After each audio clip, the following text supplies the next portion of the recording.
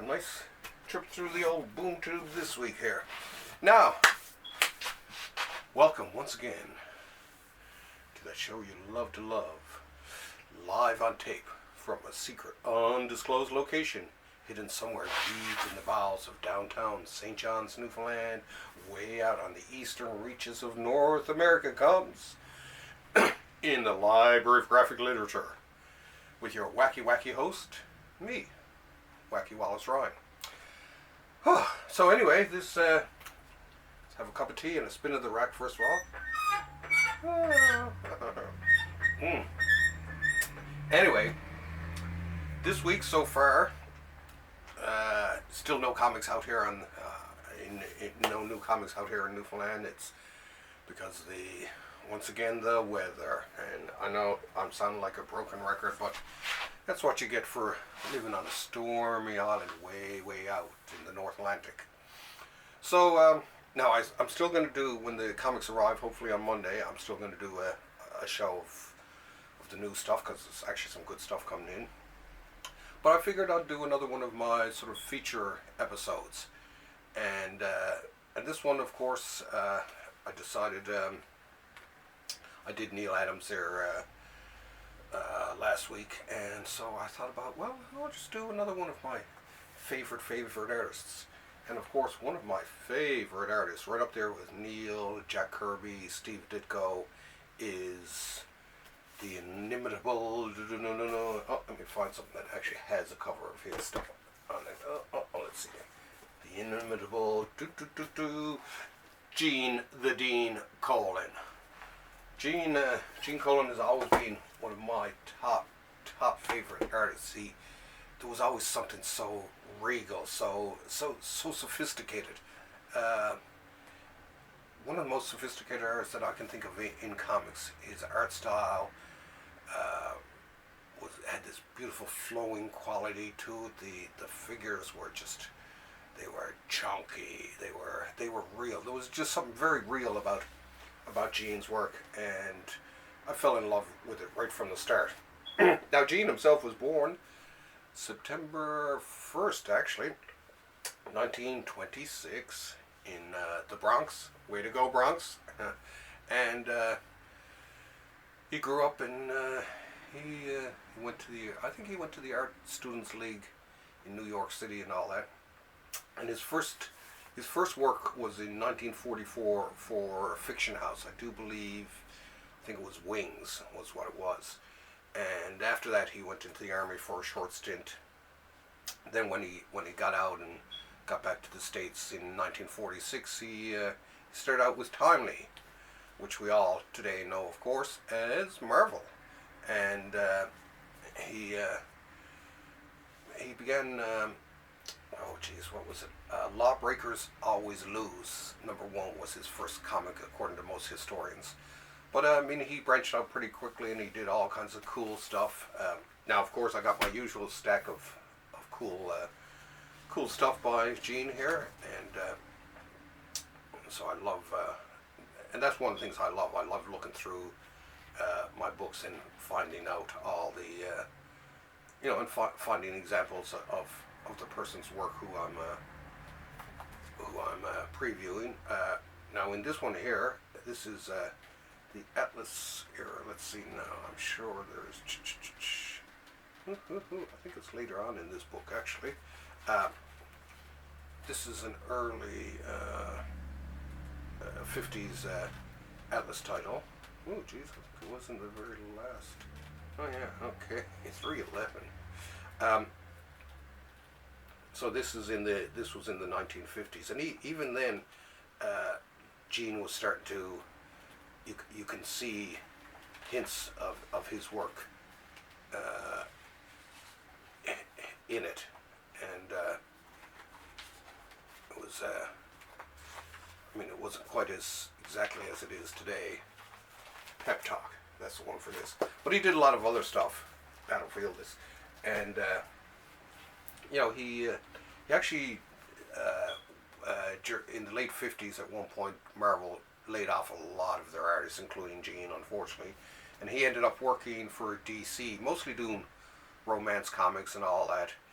And then in the early '60s, uh, Stanley lured him back to Marvel. Uh, Gene was quite comfortable at DC, and he apparently had said that, you're going to have to give me a raise. And Stan said, "Oh, I don't know if I can do that." Stan calls him back the next day. "Okay, you're hired." And thus began his legendary run with Marvel Comics. He did a lot of things. One of the things here, and he actually had a pseudonym for a while, Austin Adams. I'm not sure if that was so that DC didn't know he was working with him or not, but I mean, it's clearly Gene Colan. But even when I was younger, I thought, Adam Austin, I don't like the sound of that. I thought Gene Colan just sounded so much cooler. Once again, it sounded sophisticated, and his name, of course, matched his artwork. And here we go for, and you can see in the credits there. So he had a nice run on the Submariner, one of my favorite characters too. Like I say, it worked with Submariner, I think, because of what I call Gene's regal look to his artwork.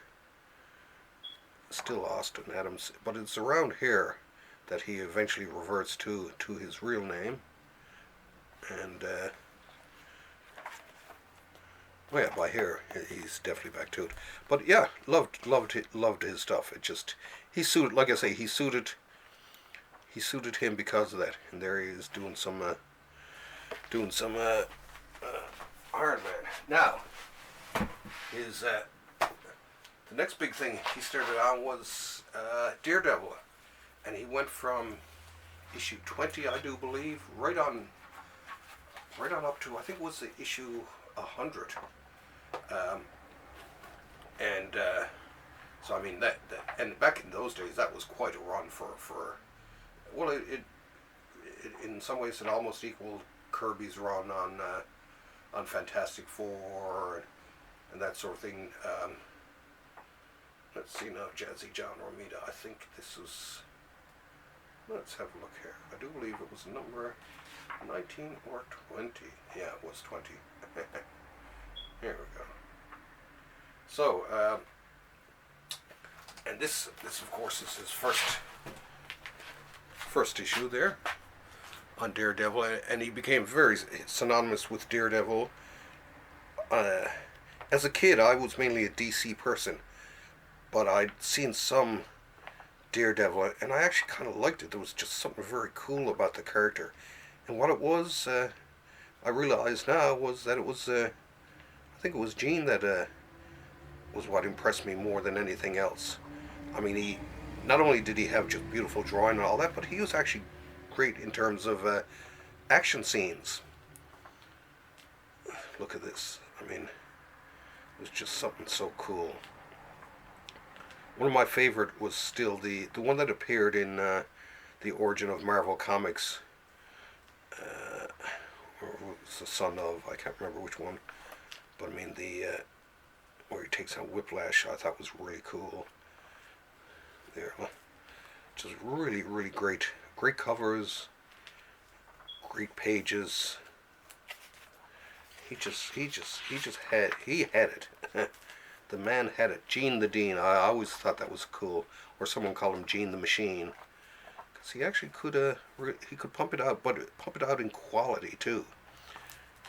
So yeah. Now he did return for different issues throughout the 70s on Daredevil, and I do believe he even did some even later on when he came back to Marvel later on. But those Daredevils, magnificent. He also had a run on Iron Man too. It was after Heck. Oh yeah, here we go. Oh, here he's listed as Adam Austin. And his run on Iron Man 2 was equally wonderful. It was just something about it. I loved his work on Iron Man. seemed like a strange sort of choice for it, but it actually worked out really good. There's a couple of cool panels here. I love this, the disappearing of that. But yeah, and he had this great moodiness sometimes to it, which we'll see later on in some other work here.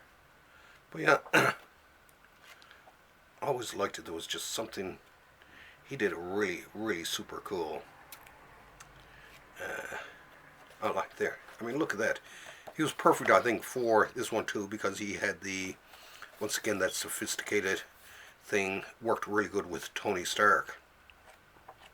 So yeah, great run there. Loved his stuff there. Now it's getting better and better. Then what was one of his signature? Oh no, actually let's. No, he's actually co-created a lot of cool stuff too. I mean, he co-created Blade, Falcon, and Captain Marvel. Oh, Guardians of the Galaxy too, and Captain Marvel, who actually was one of my favorite heroes growing up. And like I say, I was mainly a DC person, but for some reason, when I seen Captain Marvel, there was something about it just attracted me to it, and I had all these when I was growing up. Now, he only stayed on Captain Marvel for, I think it was 4 issues. Well, he did the first 2 in Marvel Superheroes, so he was there for 6 in all. But once again, something really cool about it. Now, of course, the people who followed him just was insane. And then was his, I think, was his masterpiece, at least for the 60s, Doctor Strange. Woo! Absolutely wonderful work. Because Doctor Strange, have to have some tea. Doctor Strange is one of those books that you really had to have. The artist has to have something really different, I think, to make it work. That's why Ditko was so good at it. He said it, set the stage, and when Colan took over, he took it to a whole new level, almost a psychedelic type of look to the whole thing, and it was masterful. I actually had most of these when I was growing up. I had back collected them in the 70s and got them all because I was a huge Gene fan even back then, and I was actually, I know some people never liked the bald head costume, as I like to call it, but I always thought it was kind of cool, and this was one of my favorite covers too.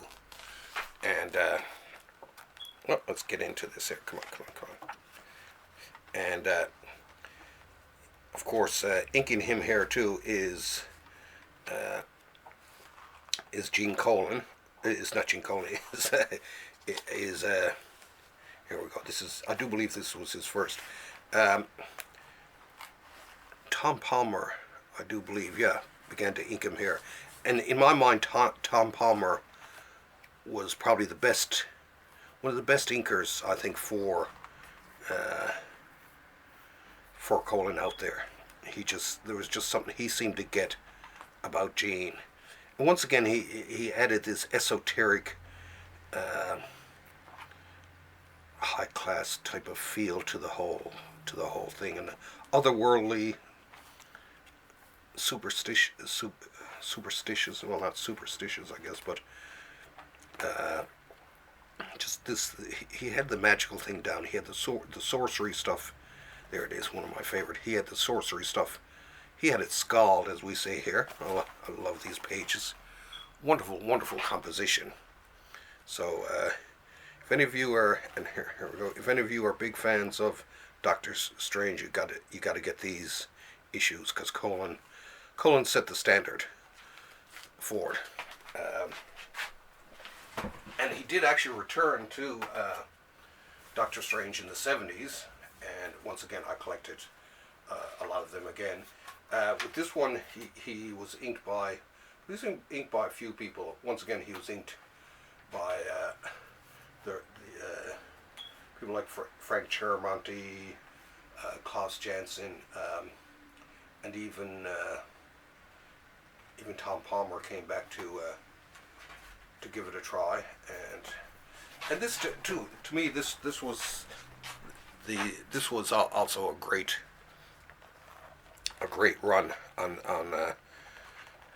Doctor Strange. I had all these, and I bought these as they came out. I absolutely, oh look at that, love this. And here's actually one of my favorite things. And these great stories by Steve Englehart, by the way. Gene Colan, Tom Palmer. Planet Earth is no more. Planet Earth is no more. Planet Earth is no more. Blah. And also too, he was one of these people who could do free form panels, and yet still keep it very, very readable. And that is the lost arts, I think. Right? Here he comes across eternity, and he wakes eternity. I always love this scene where eternity starts to awaken, and the universe starts to glow within him, and then he sort of comes awake and all that, and he recreates the earth in the end. After the Ancient One comes in and teaches him a lesson or two. And I always like this here. He sits there a very long time, coming down.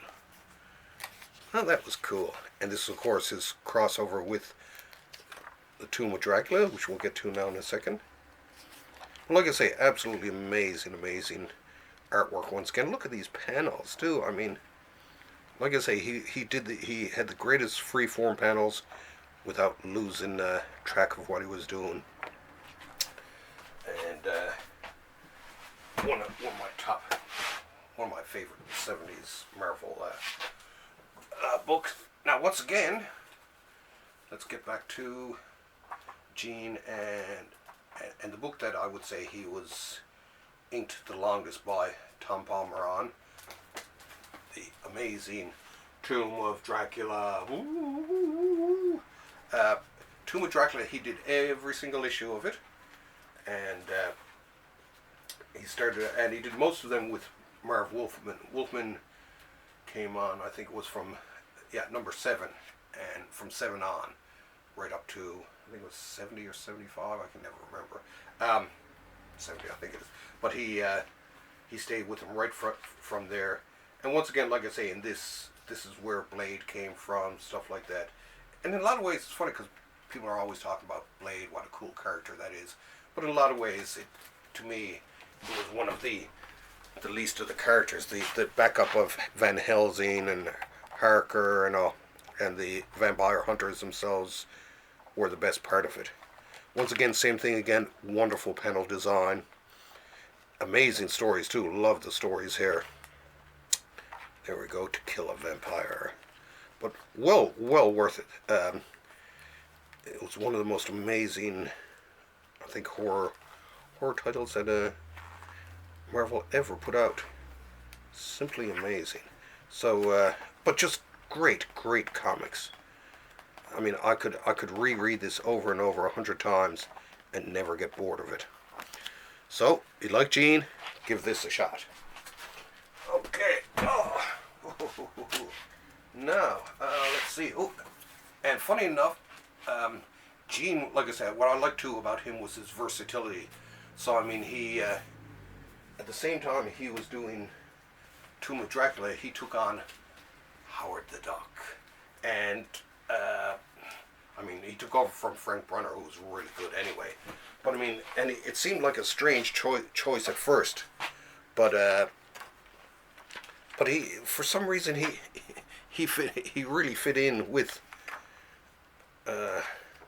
Howard, and him and Gerber, they just had an amazing run. I love the Cookie Monster there.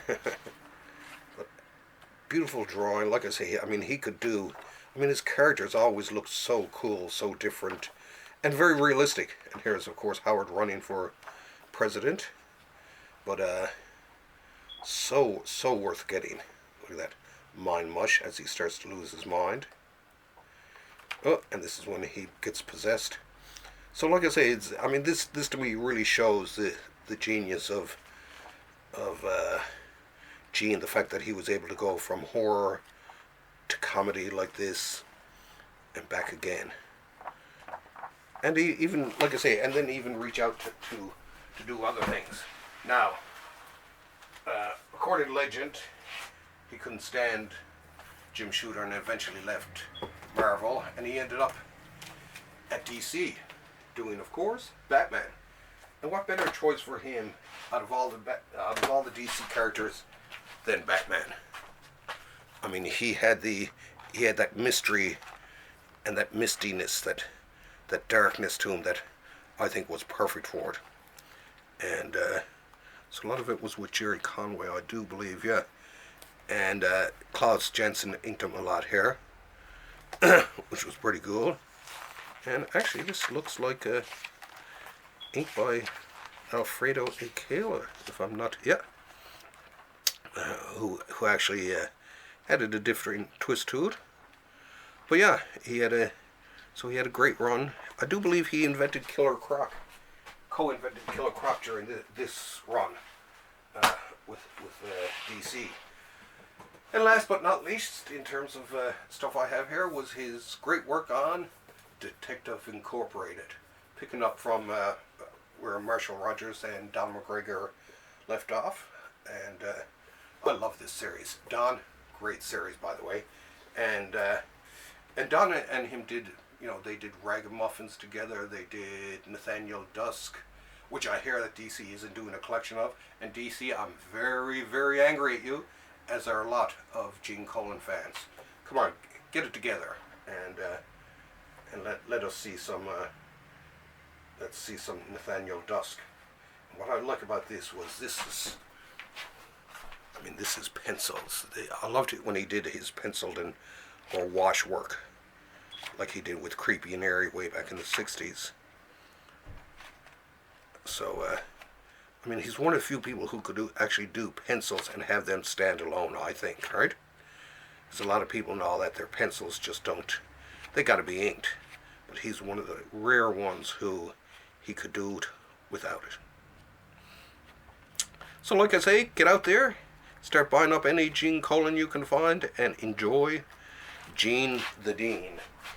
A master of light and shade, of darkness and shadow, of hilarity, and just everyday kind of stories like in Ragamuffins and Detective Inc. Anyway, unfortunately he passed away in 2011, and he's still missed to this day. So, to you, Gene the Dean Colan. Anyway, we'll see you folks hopefully next Monday or Tuesday for the next episode of In the Library of Graphic Literature. Oh, once again, you'll probably notice that it seems a bit lighter. Oh, I forgot. Here's my one of my favorite mugs with a bit of Gene Colan art on it. Once again, you might notice it's a bit lighter here than usual because I usually shoot my shows on Thursday nights, and of course it's dark here. But this is Friday afternoon. It's about 3:30 Newfoundland Standard Time, so it's nice and bright out, and it's a sunny day too. So, love you all. Thank you all for tuning in, and we'll see you next week. Okay. Bye. Oh, let's take my boom tube out of here. Okay, love y'all. Bye.